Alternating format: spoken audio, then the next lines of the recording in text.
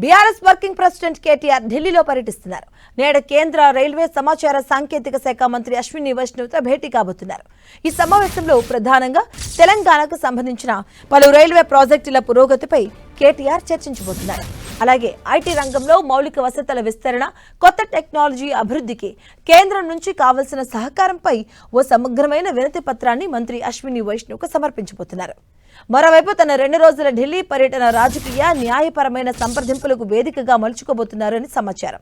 BRS ముఖ్య నేతలపై నమోదైన కేసులు, వివిధ చట్టపరమైన చిక్కుల నుంచి ఉపశమనం పొందేందుకు సుప్రీంకోర్టు సీనియర్ న్యాయవాదులు, చట్ట నిపుణులతో కేటీఆర్ భేటీ కాబోతున్నట్టుగా తెలుస్తుంది.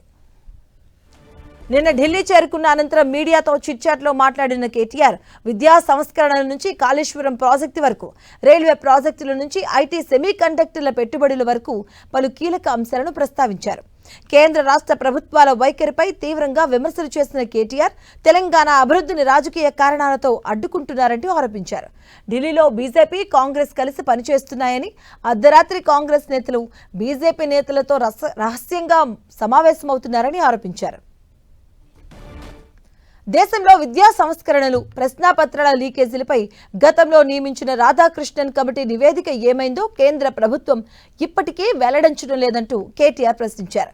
విద్యా వ్యవస్థలో పారదర్శకత తీసుకురావడంలో కేంద్రం విఫలమైందన్నారు. కొత్తపల్లి మనోహరాబాద్ రైల్వే మార్గం పనులు బీఆర్ఎస్ ప్రభుత్వ హయాంలో వేగంగా సాగాయని, కాంగ్రెస్ ప్రభుత్వ అధికారంలోకి వచ్చిన తర్వాత 2.5 సంవత్సరాలుగా వాటి పురోగతి పూర్తిగా నిలిచిపోయిందని పేర్కొన్నారు. బీఆర్ఎస్ హయాంలో ఆదిలాబాద్, నల్గొండ, ఖమ్మం, నిజామాబాద్ వంటి జిల్లాలో ఐటీ టవర్లు నిర్మించి ద్వితీయ శ్రేణి నగరాలకు ఐటీని విస్తరించిందని, కానీ కాంగ్రెస్ ప్రభుత్వం వాటిని వినియోగించడంలో పూర్తిగా విఫలమైందని కేటీఆర్ విమర్శించారు. ఇక మరోవైపు కాళేశ్వరం ప్రాజెక్టుపై కాంగ్రెస్ ప్రభుత్వం ఉద్దేశపూర్వకంగా తప్పుడు ప్రచారం చేస్తుందని కేటీఆర్ ఆరోపించారు. ప్రభుత్వం ప్రస్తుతం కన్నెపల్లి వద్ద నీటిని ఎత్తిపోసేందుకు తగిన నీటి మట్టం ఉన్నప్పటికీ ప్రభుత్వం కావాలనే నీటిని ఎత్తిపోవడం లేదన్నారు. తుమ్మిడిహెట్టి వద్ద ప్రాజెక్టు నిర్మాణానికి మహారాష్ట్ర ప్రభుత్వం అంగీకరించకపోవడంతోనే కాళేశ్వరం ప్రాజెక్టును రీడిజైన్ చేయాల్సి వచ్చిందని కేటీఆర్ వివరించారు.